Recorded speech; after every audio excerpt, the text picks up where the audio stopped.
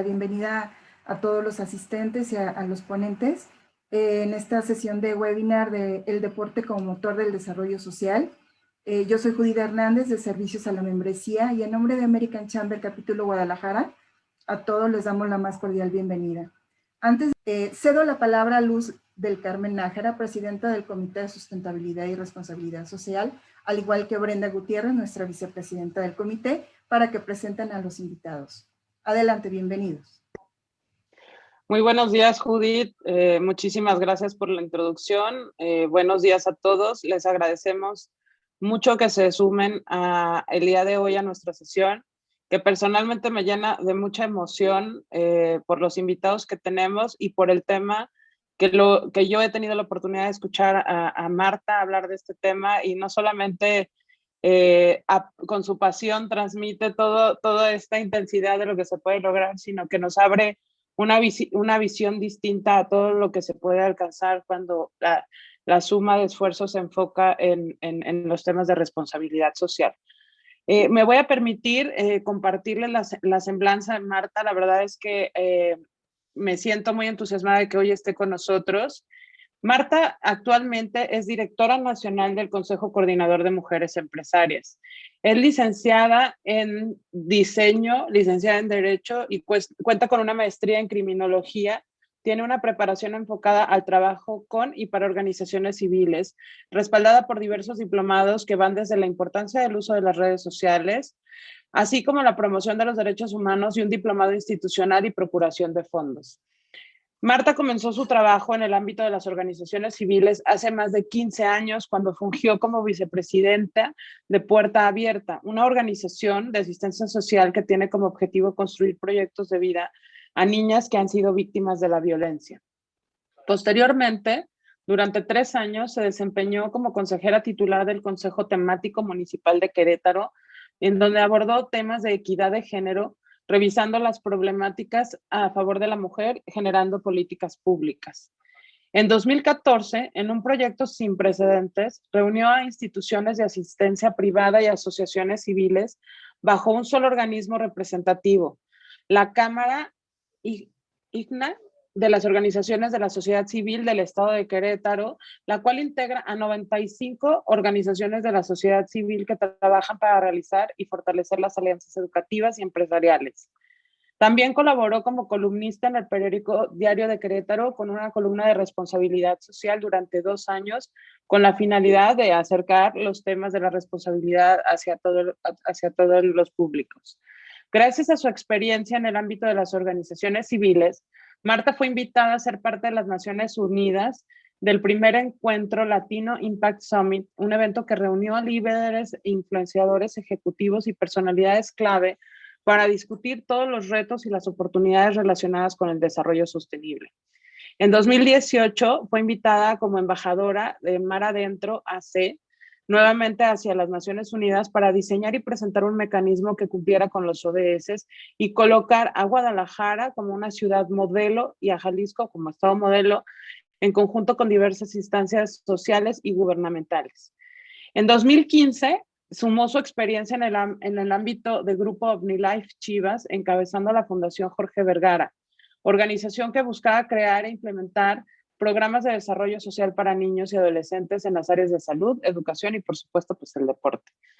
En conjunto con otras organizaciones civiles dedicadas al deporte para el desarrollo social, formaron redes, una red de deporte para desarrollo social que busca permear en la sociedad la importancia del deporte para mitigar los problemas sociales como el bullying, la falta de inclusión y todo tipo de discriminación.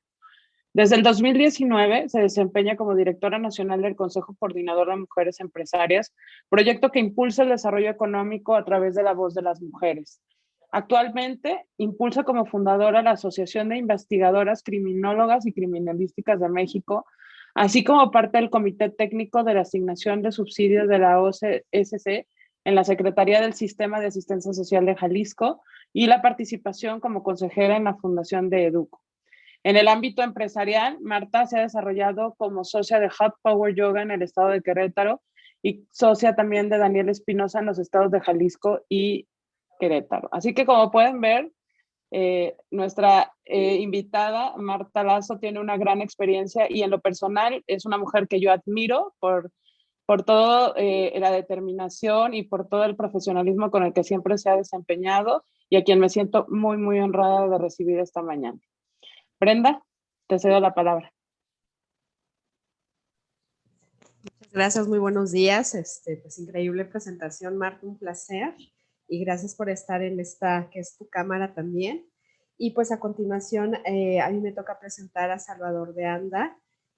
Salvador, muchísimas gracias también por atender esta solicitud y vamos a conocer un poquito más de Salvador. Actualmente vive en Berkeley, CA, director para América Latina, el Caribe y América con One World Play Project, una organización fundada por STEAM que se dedica al deporte para la paz y el desarrollo. Fundador de Red DES México, una red de organizaciones dedicadas al deporte para el impacto social. Él es miembro internacional del 911 Fund, organización dedicada a ayudar a departamentos de bomberos y rescate de América Latina en Sudáfrica y Mongolia.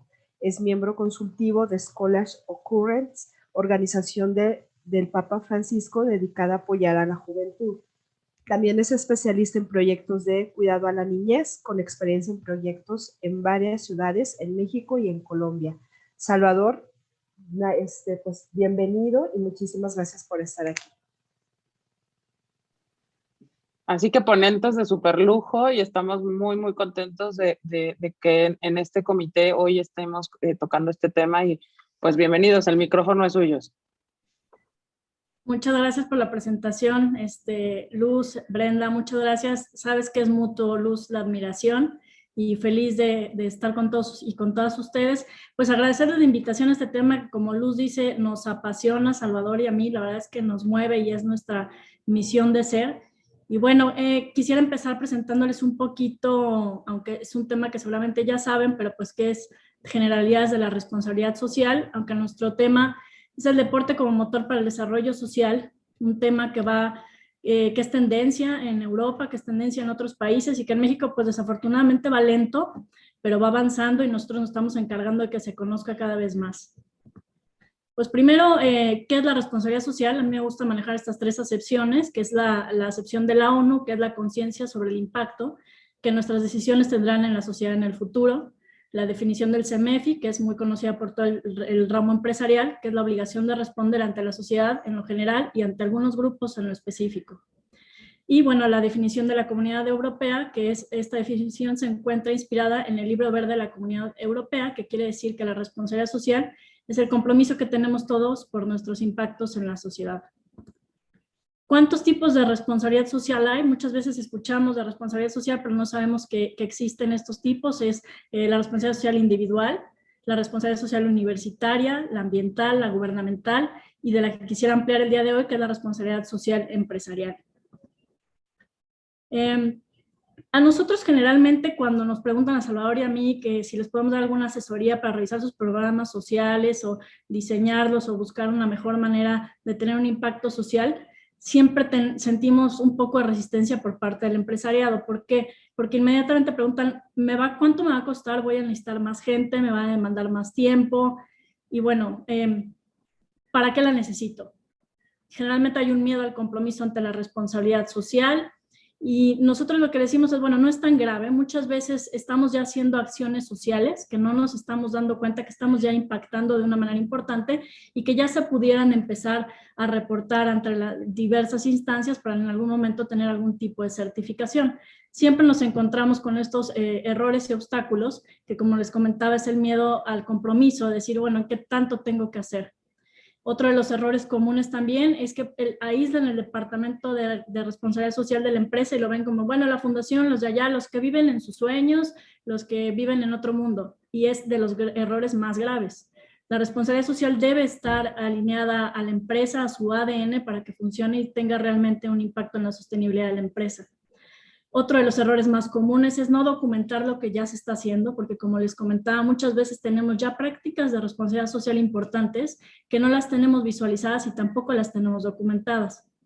Otro error muy común es no informar. no informar lo que ya se está haciendo, y lo que no se anuncia no existe, lo que no se visualiza no existe. Entonces es muy importante mantener las acciones que estamos haciendo de manera visual.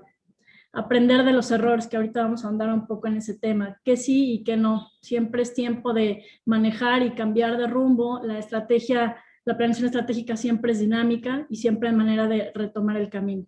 Y lo peor de todo, y por lo que quería yo abordar este tema, es el mal diseño de la responsabilidad social. Muchas veces nos encontramos con empresas que se dedican a los zapatos y terminan con sus programas sociales alimentando niños. Realmente no tiene nada que ver con su ADN, no están paliando los impactos que están dejando tanto en el ambiente como en la sociedad. ¿Y qué pasa? Pues la responsabilidad social no funciona y el empresariado termina molesto con la situación y un poco decepcionado de la responsabilidad social. Y todo esto por un mal diseño de la responsabilidad social.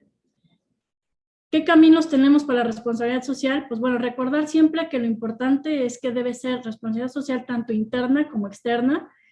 Siempre tiene que ir dirigido hacia nuestros empleados, que tengan todos estos programas de protección, de denuncia ante cualquier abuso, el manejo de la comunidad, la cadena de valor, y también la responsabilidad social externa hacia nuestros clientes.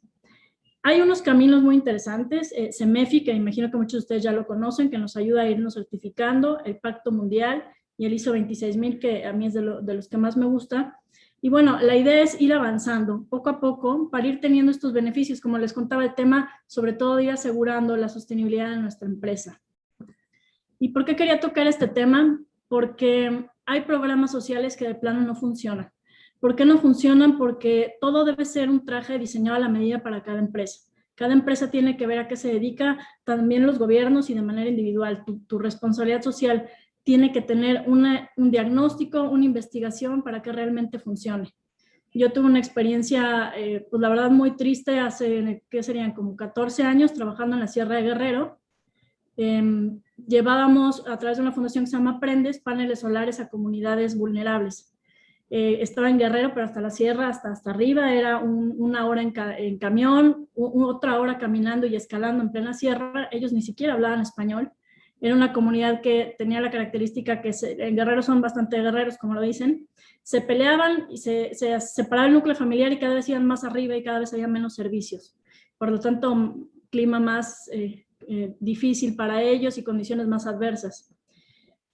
Al llevar yo los paneles solares y un tipo de estufas que son ecológicas, que ellos siempre cocinan con leña dentro de unos espacios de 3x3, si bien les va para toda la familia, y se intoxicaban con el humo de las estufas. Entonces la idea era llevar estas estufas ecológicas y llevar estos programas sociales de luz con paneles solares.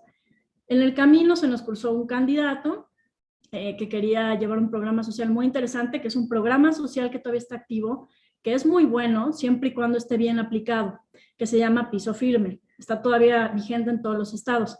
Nada más que, ¿qué pasa aquí? Gravísimo error. La gente en Guerrero no usa zapatos. El piso, pues sí, es tierra, pero ellos están acostumbrados a la tierra calientita. Les pusieron el piso firme. Esta niña que estoy cargando, desafortunadamente ella, igual que el 60% de la población, enfermaron de neumonía por el cambio de temperatura del cemento helado con el clima de Guerrero, sin usar zapatos. Esta niña que estoy cargando, al mes de que la visité, se murió de neumonía, porque no pudo bajar a tener la atención médica. Entonces, aquí es donde viene la impotencia de decir, qué bueno que quieren estar en el tema de la responsabilidad social, pero de verdad, háganlo bien, háganlo comprometidos, diseñado como debe de ser. Entonces, bueno, no los quiero desesperanzar, que sí funciona. Salvador y yo hemos tenido la oportunidad de implementar este programa que nos apasiona, esta pues como corriente, que es el programa del deporte de desarrollo social, que tiene un impacto impresionante. ¿Por qué? Porque va a la raíz del problema. Ya no queremos este tipo de responsabilidad social en el que es filantrópica, porque me va bien, tengo que ayudar a los demás, porque me obligan, porque la empresa tiene que ser socialmente responsable. Hay que ir al origen del problema y atacarlo realmente para beneficio de toda la sociedad y de todo el mundo. Aquí tuvimos la oportunidad de trabajar en Medellín, fuimos a la ahorita que me digas a ver cómo se llama, porque no me acuerdo, ¿cómo se llama? ¿La 13? ¿Te acuerdas, Salvador? Sí, claro, la Comuna 13. La 13 en Medellín, que bueno, es una de las zonas más problemáticas y ahí se implementó Fútbol para el Desarrollo, que bueno, ahorita Salvador les ampliará más de información. También estuvimos trabajando en el penal de mujeres, ayudándolas a fortalecer su programa deportivo con estos balones que son imponchables, que ya es una maravilla y les platicaremos. Fuimos a Tumaco, que es una población en Colombia, que es de los productores número 1 de coca. Los niños no tienen de otra más que trabajar para el narco, entonces llevarles, y les apasiona el fútbol, llevarles esta oportunidad de cambiar su vida a través del deporte, de tener un aliciente por qué vivir, porque la señora que tenemos aquí al lado izquierdo que nos está platicando, junto con el ejército que nos iba protegiendo, que ya le habían matado a toda su familia, que el pronóstico de vida son 20 años porque les matan a sus chavos.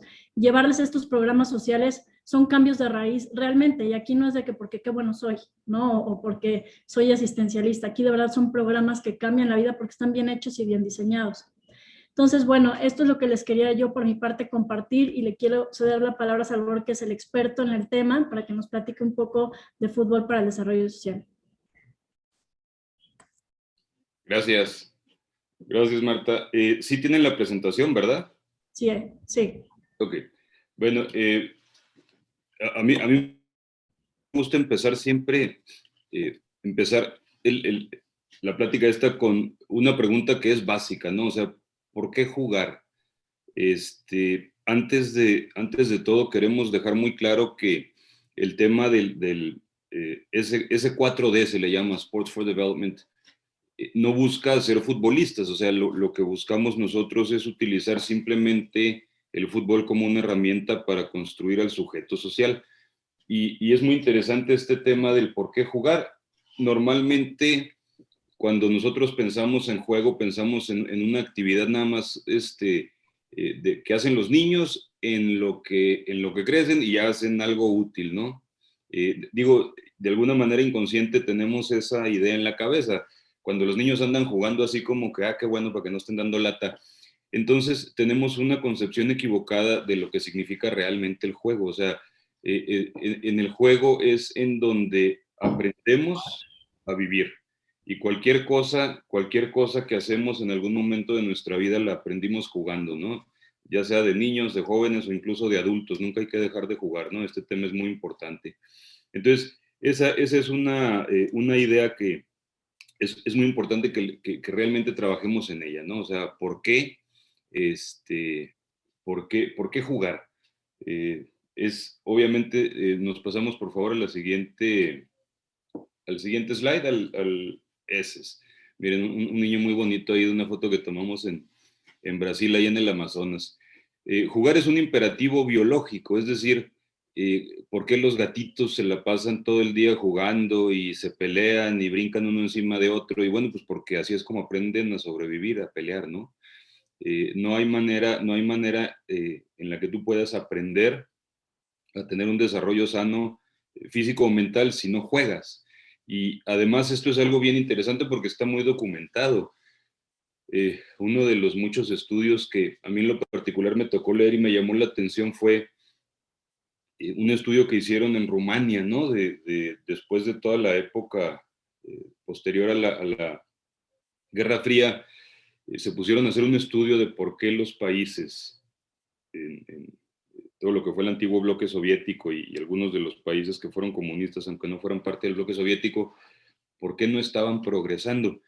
Y una de las cosas muy interesantes que descubrieron era que culturalmente se tenía esta idea de que al niño, entre más pronto deje de jugar y se convierte en un sujeto útil a la comunidad, pues es mejor, ¿no? Y en realidad no es así, era todo lo contrario. Entonces, insisto, ¿no? Jugar es un imperativo biológico, cuerpo que no juega no se fortalece, mente que no juega no aprende cosas nuevas. O sea, eso es esencial que se entienda como tal. Pasamos por favor al siguiente slide. Tenemos aquí una foto muy bonita que tomamos por allá en algún campo de refugiados en Darfur.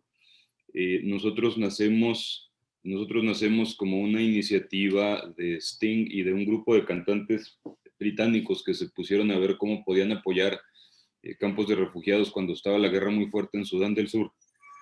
Sigue la guerra, desgraciadamente, ¿no? Pero bueno, y una de las cosas muy interesantes que veían es que muchos de los niños que venían, muchos de los niños que venían, sobre todo los que ya habían estado como combatientes en la guerra, pues actuaban como animales, ¿no? Y esto es muy importante porque ustedes sabrán que en la guerra, por ejemplo, se utiliza el término infantería. En la guerra, en la disciplina militar, la infantería pues es la que va al frente, ¿verdad? Es la que va a la batalla. Y la razón por la que se llama infantería es porque desgraciadamente en toda la historia humana siempre se han utilizado a los niños para combatir, precisamente porque la mente del niño no está lo suficientemente madura para entender lo que está sucediendo. Y entonces, una vez que logran que los niños hagan alguna barbaridad, pues de alguna manera les quiebran su humanidad, ¿no? Y entonces los niños están jugando. A nosotros nos ha tocado oír historias, por ejemplo, de niños que decían que enterraban a la gente viva, ¿no? Y era muy divertido. O los ponían a ver películas de Rambo y de Van Damme. Y entonces para los niños soldados, pues se ponían a platicar entre ellos, ¿no? Ya, mira, ahora voy a matar a uno así como está matando ese con el cuchillo. Y entonces irónicamente los niños salían a jugar a la guerra, ¿no?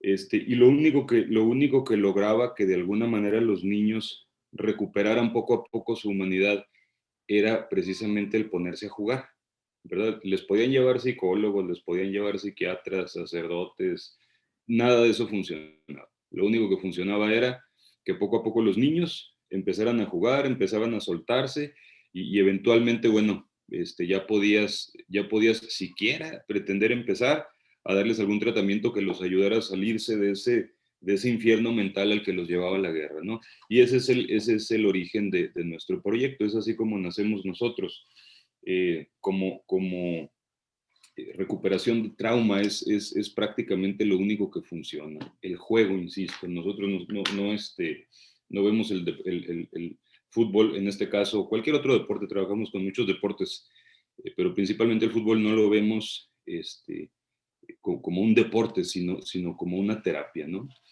Pasamos por favor al siguiente slide. Perdón. El fútbol es una herramienta lúdica para formar habilidades de vida y esto es muy, muy importante. Sabemos que en los últimos años, y esto es algo que cada vez se acelera más, ¿no?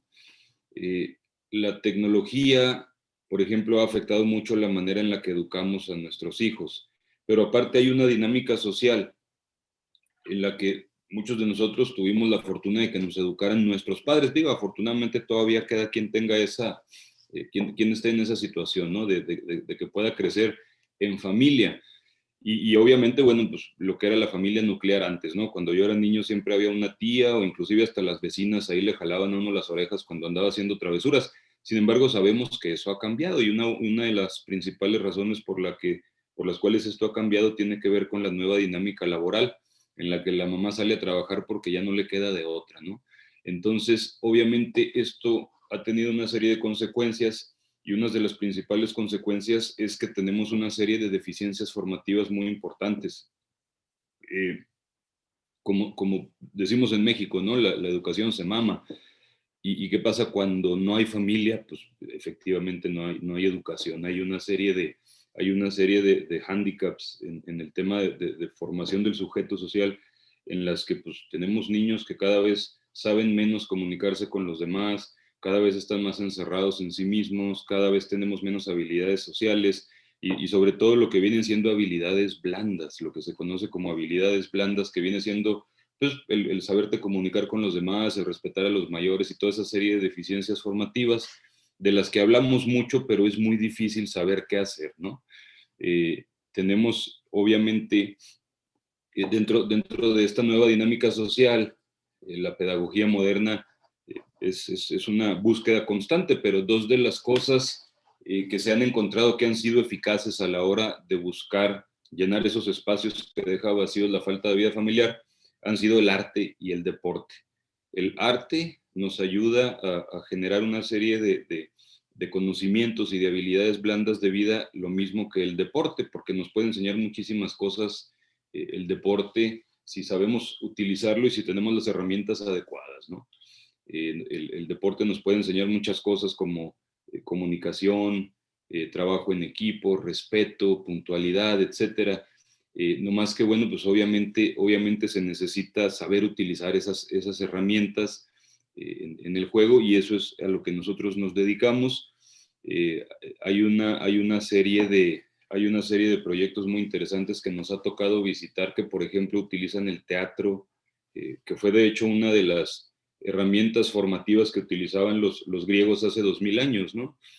A manera de ejemplo les comento, o sea, hay un grupo de jóvenes de las favelas allá en Río de Janeiro que se juntan todos los días y eligen un valor por semana, ¿no? Vamos a poner un ejemplo, solidaridad.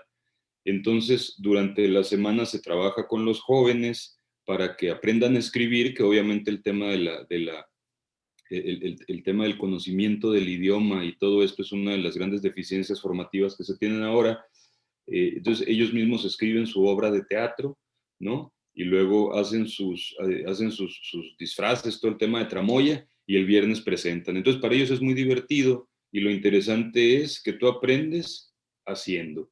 Entonces, cuando utilizas el arte, lo haces de manera vivencial, y eso es lo que nosotros buscamos, porque es la única forma en la que realmente funciona y en la que realmente los jóvenes y los niños puedan aprender algo, ¿no? Nos ha tocado ver varios otros proyectos que utilizan el arte. Por ejemplo, una de las cosas que son muy atractivas para los jóvenes es el circo urbano, y sobre todo porque tiene un elemento de riesgo, ¿no? El trabajar con fuego, con cuchillos. Hay unos programas muy interesantes por ahí también que nos ha tocado visitar en Perú, en donde utilizando precisamente el circo urbano se les enseñan a los jóvenes una serie de virtudes y valores que finalmente los ayudan a construirse como personas, y normalmente, bueno, pues van acompañados de algún otro tipo de capacitación para el mercado laboral, ¿no? Pero es como la carreta, ¿no? Para que se mueva necesita forzosamente las dos ruedas. Entonces, una te la da la formación como persona y la otra te la da la formación laboral. Es entonces que nosotros decimos que el fútbol o el deporte es una herramienta lúdica para formación de habilidades de vida. ¿Por qué elegimos el fútbol? Bueno, pues muy sencillo, ¿no? Para poder implementar un proyecto, por ejemplo, de teatro, pues necesitas un espacio muy grande, necesitas tela, necesitas instructores especializados, etcétera. Lo vuelve un poco más costoso y más complejo. Pero para el fútbol sabemos bien que lo único que se requiere es una pelota y dos piedras, ¿no? Y ahí tienes ya la portería, y ya con eso tienes ya con eso tienes para poder generar las condiciones en las cuales tú puedas, en base a una serie de dinámicas, enseñarles a los jóvenes lo que buscas enseñarles. Tenemos nosotros, trabajamos Marta y yo mucho con una organización que se llama Coaches Across Continents, que están en más de 100 países, y bueno, te inventas juegos, depende de lo que quieras enseñarles a los jóvenes. Entonces, una de las cosas que son recurrentes, por ejemplo, pues obviamente es la educación para la paz, ¿no? La educación para la paz, como bien sabemos, es algo en lo que se tiene que ser proactivo, es decir, la paz no se da sola, hay que trabajar por la paz, ¿no? Y hay que enseñarles a los muchachos a evitar, no sé, cuestiones como la resolución pacífica del conflicto, etcétera. Entonces, es una de las cosas que de manera muy constante nos piden, ¿no? Dentro de las dinámicas que se inventa esta organización para jugar con los jóvenes y para enseñarles estas cosas que queremos que aprendan. Otra de las que salen muy seguido, pues obviamente es el tema de la equidad de género. Y el fútbol es la manera perfecta de enseñarles el tema de la equidad de género. A lo mejor si yo les pregunto ahorita si las niñas saben jugar fútbol, pues a lo mejor en el fondo vamos a pensar, pues no, realmente no, ¿verdad? Las mujeres no saben jugar fútbol, y estarían en lo correcto, no saben jugar, pero no es porque no tengan las habilidades físicas o porque sean inferiores físicamente y por lo tanto no puedan jugar fútbol. Aquí el tema es que obviamente como no se les permite jugar fútbol, pues no lo aprenden, ¿no?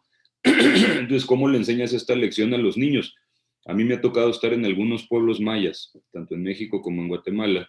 Ellos tienen muy, muy firme, ¿no? El tema de, o sea, los niños por acá, las niñas por allá, y tienen una separación así brutal en muchas de las comunidades mayas en las que me ha tocado trabajar, en donde los niños ni siquiera le hablan a las niñas, ¿eh? Entonces, pues te inventas una serie de dinámicas, ¿no? Por ejemplo, si las niñas meten gol, vale 2 puntos en vez de que nomás valga un ejemplo. Y entonces, en vez de que los niños simplemente las ignoren, que es lo que sucede muchas veces cuando pones a jugar a niños con niñas, bueno, pues en vez de que las ignoren, pues ahora las quieren obligar a que metan gol, ¿no? Perdón, y entonces es muy interesante porque pasan 2 o 3 días y entonces al terminar las dinámicas en el campo, te pones tú a platicar siempre con los niños y con los jóvenes, ¿no? ¿Qué aprendimos? Y es muy interesante porque ellos mismos siempre te van a decir, bueno, pues es que sí sabían jugar, lo que pasa es que antes no las dejábamos, por eso no sabían. Entonces fíjense todos los aprendizajes que hay detrás de algo tan simple, ¿no? El niño se da cuenta que el problema no es que la mujer sea inferior, sino que si se le trata como inferior, pues efectivamente le estás dejando un hándicap formativo. Y ese es un ejemplo, como esos hay muchos otros, ¿no? Ustedes que están en la comunidad empresarial saben bien que uno de los grandes problemas en el lugar de trabajo, pues es la comunicación. Entonces, bueno, pues nosotros, por ejemplo, ponemos a jugar a los muchachos y no les permitimos hablar, ¿no? Les tapamos la boca con un paliacate. Y se desesperan mucho porque, bueno, pues obviamente tú estás jugando fútbol y quieres gritar, no, pásala, tírale, ahí van atrás, qué sé yo, ¿no? Es muy importante la comunicación. Entonces, el no poderse comunicar, bueno, pues ya después haces una dinámica en la que ellos mismos te dicen, no, pues es que así no se puede. Y entonces ya tú tratas de alguna manera de que ese aprendizaje de ellos ahí, bueno, pues tú lo traslades a la vida de todos los días, a tu casa, a tu familia, a tu trabajo, a la escuela, etcétera, ¿no? Entonces, insisto, es una herramienta lúdica, cosas que se aprenden jugando y que te ayuda a formar habilidades de vida que cada vez son más escasas porque cada vez hay menos vida familiar. ¿Ok? Pasamos por favor a la siguiente slide. Entonces, bueno, les decía yo ahorita, ¿no?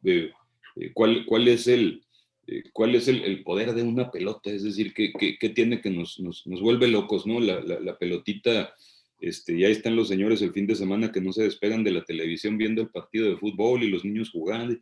Entonces, es interesante siempre hacer estos comentarios, ¿no? Este análisis. ¿Cuál es el poder realmente de una pelota, ¿no? O sea, ¿qué representa para el ser humano? Y hay muchos casos como el que menciona esta diapositiva, ¿no? En China, al borde de la Guerra Fría, con Nixon como presidente, el mejor jugador de Estados Unidos, ¿no? Era la gran expectativa, iba a enfrentarse al mejor jugador de ping-pong de China y se puso a practicar en la noche en las instalaciones olímpicas y lo dejaron ahí, ¿no? Se les olvidó. Y entonces se puso a practicar y le ofrecieron un aventón los del equipo chino al estadounidense y pues ya estando ahí juntos se pusieron a jugar entre ellos y se pusieron a vacilar y no sé cuántas cosas sucedieron después, que terminó el presidente Nixon visitando a China, ¿no? O sea, todo lo que se logró gracias al deporte, a una pelota, ¿no? Ese es uno de los casos que siempre han sido para mí así como muy interesantes. Nos pasamos por favor al siguiente slide, Marta. La que sigue también muy interesante, UTEP, a mí me gusta mucho platicar esta historia, sobre todo porque ahí estudié. Es una universidad predominantemente hispana, pero además es una universidad que no pintaba a nivel nacional, ¿no? Pues era una universidad muy chiquita. Y fue la primera universidad que metió un equipo completamente afroamericano. Fue la primera vez que hubo un equipo de béisbol, de básquetbol en el país que fuera predominantemente afroamericano. Y obviamente, bueno, pasaron a ganar el campeonato nacional y esto abrió una serie de puertas, sobre todo por la época en la que sucedió. Estaba todo el tema de los derechos civiles, con Luther King está todavía muy reciente. Entonces fue mucho más lo que se logró eventualmente gracias a que ganaran este campeonato, a muchas de las otras estrategias que tenía la comunidad afroamericana para que se abrieran espacios, ¿no? Una vez más tenemos aquí a la pelotita y al deporte abriendo espacios de maneras en las que jamás se hubiera pensado. Y luego, bueno, pues el caso que más me gusta a mí en lo particular mencionar, les recomiendo mucho, hay una película, la pueden encontrar en YouTube. Queríamos ponerles un video, pero tuvimos un problema ahí se frenaba mucho, pero hay una película que muy recomendable, se llama Tregua de Navidad. Este es un caso real, sucedió durante la Primera Guerra Mundial y lo que sucedió fue que estaban en Bélgica, en Flanders, se llama en inglés, no, disculpen, no recuerdo ahorita el nombre en español. Y estaban como saben ustedes, la Primera Guerra Mundial fue yo creo que la guerra más cruel que ha tenido el ser humano, más incluso que la Segunda Guerra Mundial, y fue una guerra de trincheras. Entonces estaban atrincherados el ejército alemán y el ejército inglés a un lado de las trincheras, y en Navidad, el día 24, pues sacaron la banderita blanca, que en ese tiempo realmente no se respetaban las banderas blancas pidiendo paz, y como era Navidad, bueno, pues se dieron permiso de recoger a sus muertos y enterrarlos, ¿no? Que era algo que ni siquiera se estaba dando en esa época. Y bueno, pues al rato empezaron por ahí a cantar La Noche de Paz, ¿no? En los dos idiomas. Y el caso es que, bueno, pues el día 25, pues ya con sus alcoholes adentro y cuánta cosa, salen y se ponen a jugar, juegan un partido de fútbol en un campo de amapolas. Ahorita es un campo de amapolas. Y bueno, pues se ponen a jugar y finalmente pues sucede lo que sucede siempre en estos casos, ¿no? Terminan haciéndose amigos. Entonces el día 26 que tienen que reanudar hostilidades, pues ya no pueden, o sea, pues cómo vas a matar al cuate de enfrente, ¿no? Ya ayer te pusiste cuete ahí con él y compartiste y lloraste y jugaste fútbol, sacó por ahí alguien una pelota de fútbol y de hecho, bueno, pues ganó Alemania 2-1, ¿no? De las cosas que de plano Inglaterra nomás no lograba ganarle a Alemania desde entonces. Y al grado que se rehúsan ellos a participar nuevamente en batalla. Y bueno, hay evidencias de que incluso a varios de los oficiales de alto rango los mandó fusilar su propio ejército acusándolos de traición, ¿no? O sea, esto es lo que podemos lograr. Ese es el poder que tiene una pelota y ese es el poder que tiene el deporte, que es algo que a veces no es ni siquiera racional, ¿no? O sea, ¿cómo es posible que se detengan guerras de pronto cuando hay partidos de fútbol en el Mundial? Entonces, eso es lo que se logra pues con el fútbol y lo que hacemos nosotros es estudiarlo y bueno, pues tratar de aprovecharlo generar, para generar impacto social. Deporte y arte como herramientas eficaces en formación de habilidades de vida. Recomendamos mucho las dos, conocemos muy bien las dos. Obviamente, pues la más sencilla, como les comentaba, pues es una pelota de fútbol. Nosotros fabricamos una pelota de fútbol de alta duración. Ahorita les platico un poquito la historia y a continuación vamos viendo qué tal toca el video, que de pronto estos temas de videos aquí no se dan muy bien, pero les platico rápidamente, si me das nada más un segundito. Este es un proyecto que se implementó durante la época más difícil de la violencia en Ciudad Juárez. Es un proyecto, que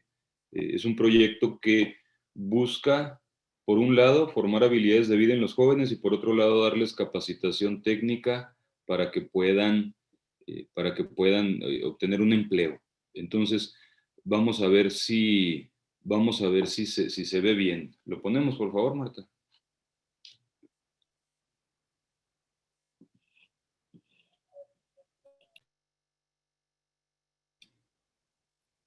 No Creo que sé. solo falta habilitar el audio, ¿no? ¿No se escucha? No. No, no se va a oír. Les pongo el link, mejor ahorita se los mando a Judith para ver si nos puede hacer el favor de compartírselos directo a ellos, ¿no?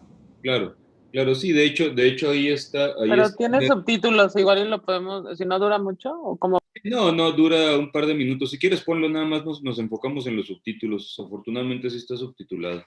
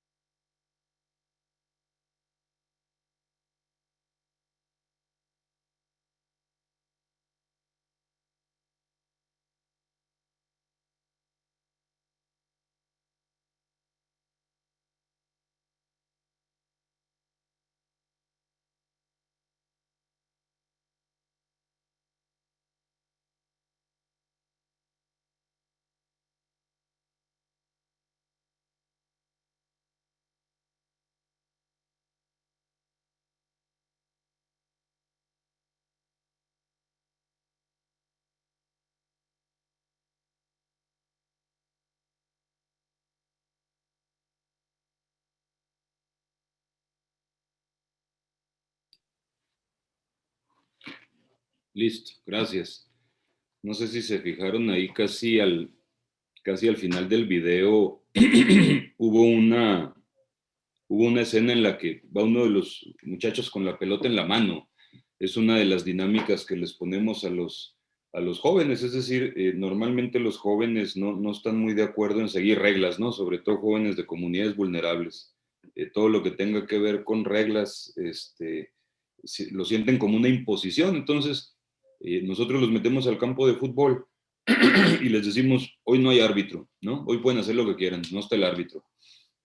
Y entonces, bueno, pues empiezan dándose empujoncitos y al rato agarran la pelota con la mano y el caso es que a los 5 minutos ya es imposible jugar, ¿no? Y entonces tú los dejas que ellos mismos analicen lo que sucede y ellos mismos te dicen, pues es que sin reglas pues no se puede, ¿no? Y es ahí donde ya les dices tú, bueno, entonces ¿por qué te pasas el semáforo en rojo, ¿no? O por qué si tu jefe te dice que entras a las 8 ves la manera de llegar a las 8:30 o a las 9, es decir, la cosa es que ellos mismos entiendan la importancia de las reglas. El proyecto que les acabamos de mostrar en el video, de manera particular, está diseñado por el Banco Interamericano de Desarrollo, es una iniciativa de Pelé y se hizo precisamente con la intención de darles a los jóvenes una formación para trabajo. Está diseñado específicamente, es un proyecto de deporte diseñado para desarrollo de habilidades laborales. Me apuro porque yo creo que ya me pasé. Marta, me tomo unos 3, 4 minutos más, ¿está bien, Marta? ¿O ya me pasé mucho? No sé cómo vamos de tiempo, Luz. Estoy cuidando el tiempo porque siempre Estamos hablo 9:47, pues si quieren nos quedan poquito menos de 15 minutos Ok, para sí, cerrar la sesión. para si tienen dudas. Les comento nada más entonces rápido. Nuestro proyecto, como les decía, es un proyecto que nace a iniciativa de un grupo de cantantes británicos que se dedicaban a hacer cada 2 años el concierto para el Rainforest Fund en el Amazonas.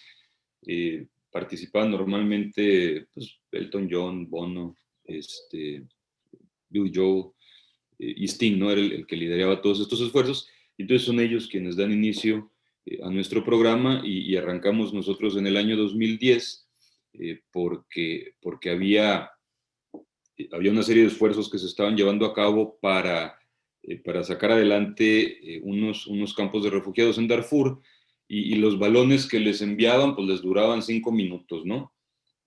Imagínense ustedes los niños que ya anduvieron en la guerra, pues le pegan a la pelota y sacan ahí todas sus frustraciones y le pegan como si la odiaran, ¿no? Entonces, bueno, nos encarga, si le subes al slide, por favor, al anterior, Marta. No, al anterior, ese. Ahí está Sting con Tim, que es el inventor de la pelota, es un amigo mío que tiene más de 100 patentes. Y entonces él es el que diseña esta pelota con la idea de que puedan jugar. A Marta y a mí nos ha tocado mucho, por ejemplo, cuando estuvimos la última vez en Bogotá, en Colombia, nos decían, pues es que tenemos todo, tenemos el diseño del programa, tenemos los niños, tenemos los facilitadores, los profesores, pues lo que no tenemos son pelotas de fútbol, o sea, compramos pelotas hasta de las de mejor calidad y pues no duran, ¿no? Les duran unas pocas horas. Y esa fue nuestra contribución al mundo del deporte para la paz, ¿no? El diseñar una herramienta, una pelota que durara. Iniciamos en el 2010, pasamos por favor al siguiente slide, Marta. Somos una empresa social. Nuestro propósito es privilegiar el juego. Insisto, no se trata de fútbol para nosotros, ¿no? Si se vuelven buenos o no para el fútbol es irrelevante totalmente. Lo que queremos es que jueguen y que con el juego aprendan habilidades de vida. Nuestra historia así de manera muy rápida, siguiente slide. Nosotros nacimos con un concepto muy simple, una pelota ultra resistente que aguante donde juegan los niños. El 90% de los niños del mundo no juegan en campos empastados, juegan en la calle donde hay vidrios, donde hay alambre de púas. Entonces, nuestra misión era diseñar una pelota que soportara ese tipo de medio ambiente. En el 2004 ampliamos nuestro alcance, empezamos a ofrecer clínicas también, clínicas para distintas problemáticas sociales. Hemos distribuido ya más de 2 millones de pelotas, aproximadamente una cuarta parte de ellas en el área que su servidor maneja, que es el área de América Latina y el Caribe. Y el impacto que hemos tenido es de aproximadamente 60 millones de niños y de jóvenes. Y creo que ya fue la última, ¿verdad? Tenemos rápido, o sea, las ventajas del balón que manejamos nosotros es que no necesita bomba para inflarse. Este es uno de los problemas que siempre se tenían cuando andaba uno jugando en la calle, ¿no? ¿Cómo inflas a veces el balón? Esta no necesita bomba, no se revienta, le puede pasar un carro encima, un camión y se infla solo otra vez, no le pasa nada, ¿no? Es ideal para terrenos escabrosos y una sola pelota bien cuidada te puede durar lo que te duren cientos de pelotas normales. Tenemos un estudio de UNICEF, lo hicimos en Uganda, para comprobar la durabilidad de las pelotas. Obviamente en una semana ya no había prácticamente pelotas de las regulares, pelotas infladas, y en un mes ya no había ninguna, en una de las escuelas que tenían en Uganda la UNICEF. Y de las pelotas que nosotros les hemos, fueron las primeras que hicimos hace 10 años, se perdió una unos meses después, ¿no? Pero todas las demás están en perfectas condiciones. Entonces, aquí lo importante es el impacto que tú quieres generar, no lo puedes generar si no tienes pelotas. Entonces, esa fue, como les digo, nuestra contribución. Y bueno, ya de mi parte fue todo. Entonces, no sé, abrimos espacio para si tienen preguntas para un servidor o para Marta.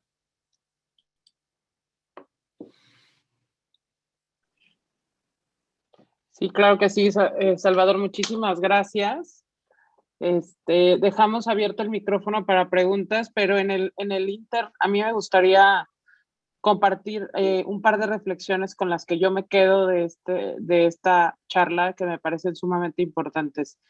La primera tiene que ver con esta importancia y la reflexión hacia la importancia del juego, ¿no? En los niños.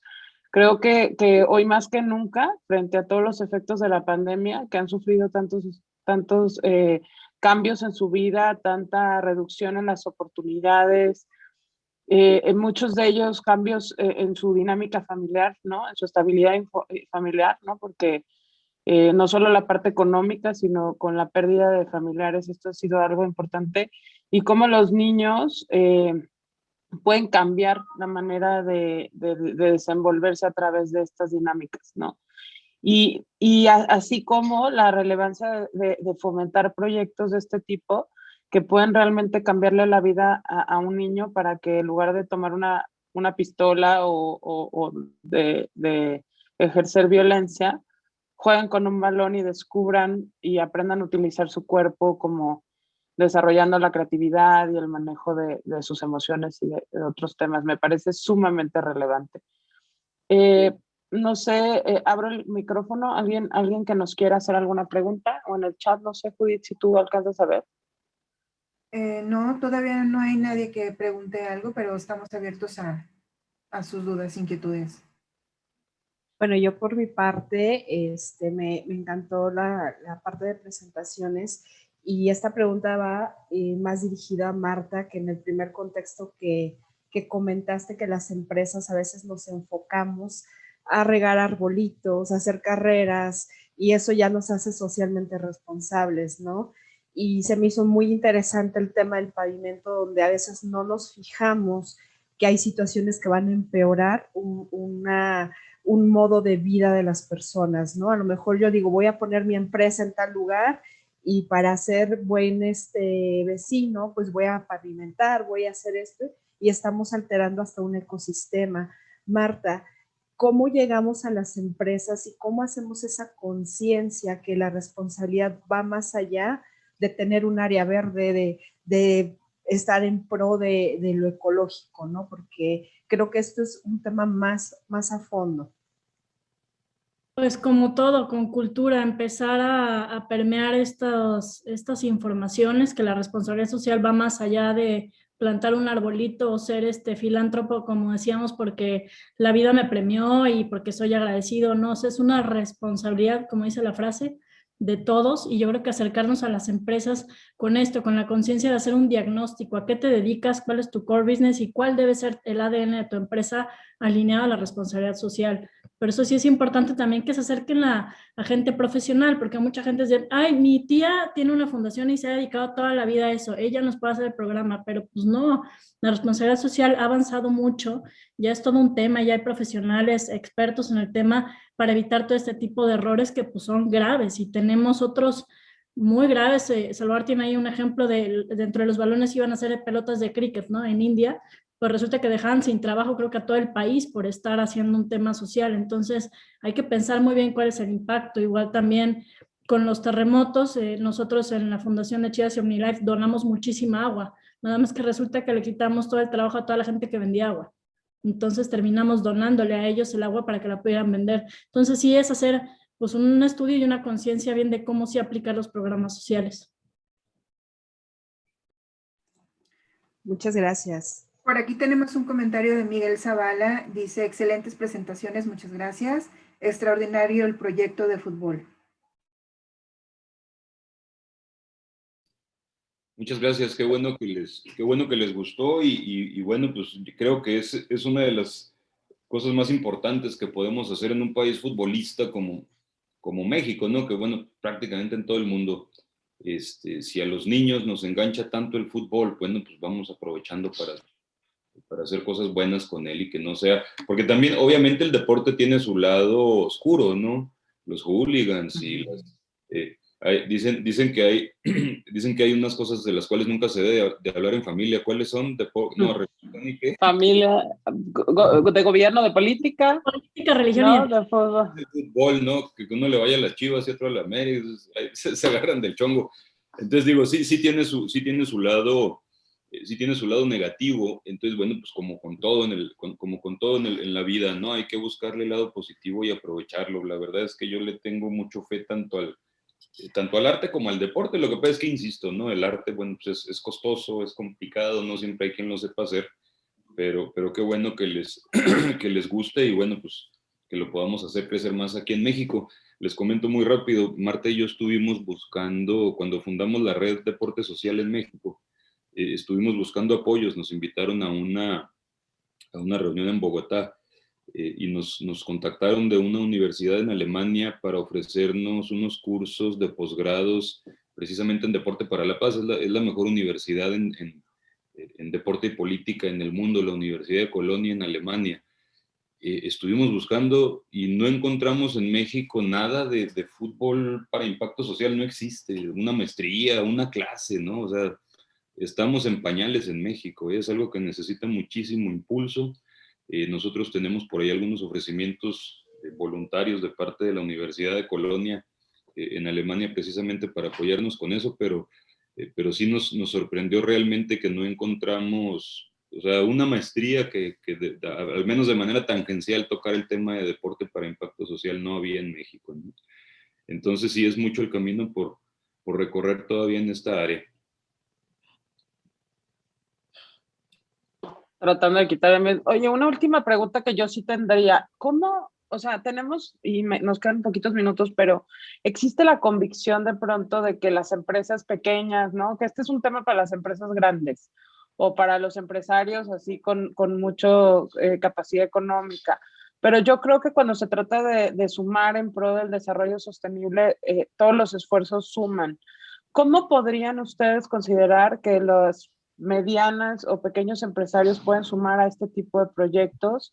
¿O cómo pueden sumar o hacer pequeños proyectos que al final estén enfocados y que vayan en sentido de orientar en el deporte como motor del desarrollo social? Sí, mira, no es, efectivamente, esto no es algo para las grandes empresas, ¿no? Nosotros hemos trabajado mucho con empresas del tamaño de Coca-Cola, de General Motors. De hecho, no sé si estén aquí, trabajamos bastante con ellos en México y vi que son parte del American Chamber. Pero también tenemos muchos otros casos. Digo, voy a poner un ejemplo real, ¿no? En México, la Fundación GIN, pues ellos compraron 300 balones y nosotros les pasamos unas dinámicas. Adoptaron 5 o 6 escuelitas, hablaron con el profesor de educación física, que en muchos casos ni siquiera existía el profesor de educación física, ¿no? Pues era alguno de los papás de ahí, de algunos de los niños, y les mandamos algunos de los juegos que tenemos nosotros y de cómo implementarlos. Entonces ellos se dieron a la tarea de trabajar con las escuelas para implementar mini proyectos, y eso es bien, bien fuerte, ¿eh?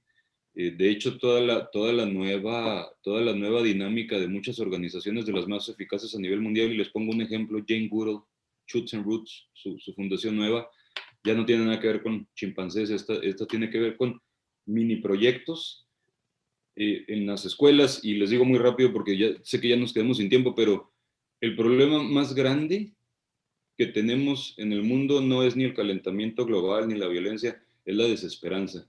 Nuestros niños ven los problemas tan grandes porque todos los días se los están poniendo en redes sociales y en la tele, que ya no tienen esperanza, ya no quieren hacer nada. O sea, el problema del calentamiento global, por ejemplo, pues es algo excesivamente grande, pues ¿qué haces? ¿No?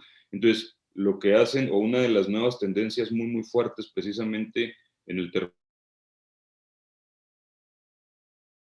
es hacer con las escuelas proyectos chiquititos. No van a cambiar el mundo, pero sí pueden poner 10 arbolitos en su escuela. O sí pueden juntarse todos los sábados y limpiar el arroyito que está tan lleno de basura. Entonces, haces esos pequeños proyectos, los mides tienes obviamente la sensación de que hiciste algo realmente eficaz, y entonces eso te regresa lo más importante, que es la esperanza, ¿no? Entonces, digo, desgraciadamente se nos acabó el tiempo, pero nuestro principal problema como seres humanos ahorita es la desesperanza de los niños en que sí pueden cambiar las cosas. Ese es nuestro mayor problema. Y nuestro recurso natural más importante, ¿verdad? No es ni el agua, son los niños, son nuestros hijos. Entonces, tenemos ahí la oportunidad perfecta para hacer cosas muy grandes y muy buenas, ¿no? Entonces, sí, esto no es para empresas multimillonarias nada más, es para la escuelita de aquí. Voluntades, ¿no? Es para tener voluntades. Pues, Tenemos Salvador.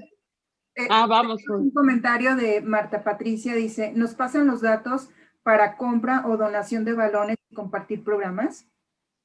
Sí, claro, claro. La presentación, ¿verdad? Ahí vienen nuestros datos.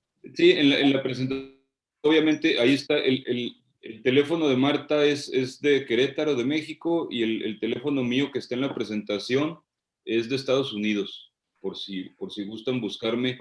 Ahí Pero está. también venían los datos del correo. Sí, está la página web, está el correo electrónico, ahí está todo. Entonces, con mucho gusto los atendemos y vemos la manera de ayudarnos, ¿no? Finalmente, nosotros somos una empresa social, somos una B Corporation, que en México creo que todavía no existen, es un híbrido ahí raro entre not for profit y empresa. Es un esquema legal que existe en Estados Unidos. Pero sí, con mucho gusto, contáctenos y vemos la manera de apoyarnos. Finalmente aquí insistimos, ¿no? De lo que se trata es de regresarles a los niños la esperanza. Ese es nuestro principal reto, regresar la esperanza a nuestros hijos. A diferencia de nosotros, a ellos todo el día les están remachando corrupción, medio ambiente. Entonces la cantidad de problemas que traen les generan una desesperanza que ese es nuestro principal reto ahorita a nivel mundial, más que el calentamiento global y todo lo demás. Y como ya lo decía yo creo que esto se ha acentuado, ¿no? Con los efectos de la pandemia. Por ahí nos preguntan también que más o menos cuánto cuesta un balón. Más o menos están en $25. Es el precio proyecto el precio promedio de un balón. Ya si quieren estamparlo y ponerle su logotipo, qué sé yo, pues obviamente se incrementa el costo y tiene mucho que ver con la cantidad, pero podemos decir que en promedio están en $25. No, pues por el uso y toda la resistencia que tienen, no me parece tampoco así como muy caro. O sea, es un costo accesible. Es lo que te cuesta un balón normal, ¿eh? O sea, un balón normal más o menos de calidad, digo, pues hay de 100 pesos, ¿no? Pero pues esos no son balones, son juegos. No, un balón real, pues te cuesta, ¿qué te gusta? No sé, 500, 600, 700 pesos. Uno más o menos ahí. Entonces, en precio, de hecho, están económicos. Están fabricados, si conocen ustedes los zapatos Crocs, que yo creo que todos hemos tenido unos, aunque les dé vergüenza aceptarlo. Y no, pues yo también tenía mis Crocs. Es el mismo material, Pop Foam se llama. Entonces es un material que por su diseño molecular no se contamina, es decir, es antibacterial, etcétera. y tiene una válvula que si pisas el balón se infla solo. Ahora, nosotros siempre decimos que es un balón de alta resistencia, y nunca les decimos imponchables, porque lo que nos sucede es que llegamos con un grupo de niños, les decimos que el balón no se poncha, y a ver si no lo ponchan, ¿verdad? Pues ya no es para jugar fútbol, ya es para ver cómo lo revientan. Entonces, obviamente, digo, bien cuidado, la pelota te puede durar lo que te duran cientos de otros balones, y hemos tenido muchos casos, en Uganda, precisamente donde nació el proyecto, les dimos unos balones rojos a través de UNICEF a unos niños de un albergue. Entonces todos los días los usan y luego los lavan y van y los ponen así como si fueran trofeos, ¿no? Pues no, digo, realmente no hay ni manera de comparar la pobreza que hay en África con la que vivimos a veces en las ciudades en México, pero 10 años después regresó Tim, mi jefe, el que está en la foto con Sting, y allá a lo lejos vio a unos niños jugando con una pelota roja y tenía 10 años la pelota y la usan diario, ¿eh? Estaba ya borrada la figura y todo, obviamente, imagínense 10 años, ¿no? De juego diario, pues ¿qué balón te aguanta eso? Sí. Fabuloso, fabuloso. Pues les reiteramos primero la admiración, ¿no? Por este gran proyecto y por los esfuerzos y por la trayectoria y los logros que han tenido a lo largo de este tiempo que inició el proyecto. Y les reiteramos el agradecimiento en nombre de American Chamber of Commerce por compartir con nosotros en esta sesión. Y me voy a despedir porque nos están Sí, ya nos están soltando, pero invitamos a todos los participantes en esta reunión que nos hagan saber sus comentarios y áreas de interés para que nosotros podamos coordinar los futuros eventos de la Cámara, y sin duda Salvador y Marta estaremos en contacto con ustedes para ver cómo podemos sumarnos a estos grandes esfuerzos. Y nuevamente agradecidos en nombre de la American Chamber of Commerce el tiempo y el espacio para compartir con nosotros. No, gracias por su invitación. Bueno, muchas gracias por habernos acompañado también en nombre de American Chamber, a Marta Lazo de la Vega y Salvador de Anda les damos este reconocimiento virtual, y bueno, les pedimos a todos responder una pequeña encuesta que van a recibir al final de la sesión, ya que su opinión es muy importante para nosotros. Los comentarios proporcionados a través de esta encuesta son de gran utilidad para mejorar el desarrollo de nuestros comités y eventos subsecuentes. Gracias a todos por habernos acompañado y a los ponentes, nuestros presidentes, y que tengan un excelente día. Buen día a todos, gracias. Hasta luego, muchísimas gracias.